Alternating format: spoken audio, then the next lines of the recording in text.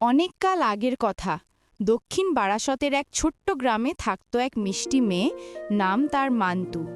ও তখন ক্লাস 5-এ পড়ে। মন্তুর পরিবারে ছিল বাবা, মা আর এক ছোট্ট বোন। সংসার ছিল খুবই গরিব, তবু ওদের মুখে সারাক্ষণ হাসি লেগেই থাকত। প্রতিদিনের মতো সেদিনও মান্তু স্কুলের ব্যাগ পিঠে নিয়ে স্কুলে যাচ্ছিল। গ্রামের সরু পথে হেঁটে যেতে যেতে সে পৌঁছে গেল বড় সেই পুকুরটার ধারে, যেখানে প্রতিদিনই সে থেমে একটু জলে তাকিয়ে থাকত। হঠাৎই মান্তুর চোখে পড়ল পুকুরের ঘাটের পাশে একটা বড় মাছ লাফালাফি করছে। চকচকে রোদে মাছটার গায়ে এমন ঝলমলালো পড়ছিল যে মনে হচ্ছিল সোনা ঝলমল করছে। মান্তু খুশিতে চিৎকার করে উঠল, আহা, এমন বড় মাছ তো জীবনে দেখিনি।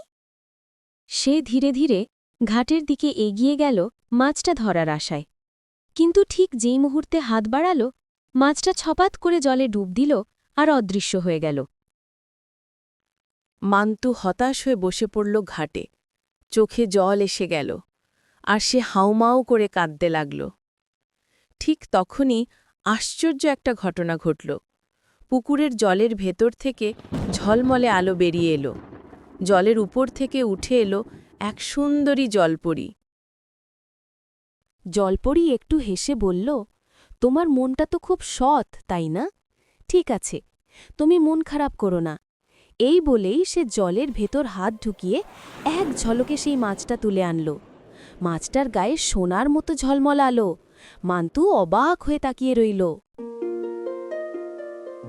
জলপরী মাছটা মান্তুর হাতে দিয়ে মৃদু হেসে বলল, এই নাও তোমার মাছ, তবে মনে রেখো এটা খুব বিশেষ।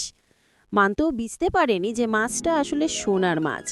সে খুশিতে লাথিয়ে উঠল আর বলল, ধন্যবাদ জলপরী। স্কুলে না গিয়ে সে দৌড়ে বাড়ি ফিরে গেল। চিৎকার করে ডাকল, বাবা, মা, তাড়াতাড়ি এসো দেখো। মান্তুর বাবা মা ঘর থেকে দৌড়ে বেরিয়ে এলেন। তারা অবাক হয়ে দেখলেন মান্তুর হাতে এক ঝলমালে সোনার মাছ। বাবা মা হতভম্ব হয়ে গেলেন। বাবা মাছটা হাতে নিয়ে খুশি হয়ে বললেন, এ তো সোনার মাছ, মেয়েটা আমাদের ভাগ্য নিয়ে এসেছে। মা আনন্দে মান্তুকে জড়িয়ে ধরলেন। চোখে জল এসে গেল তার।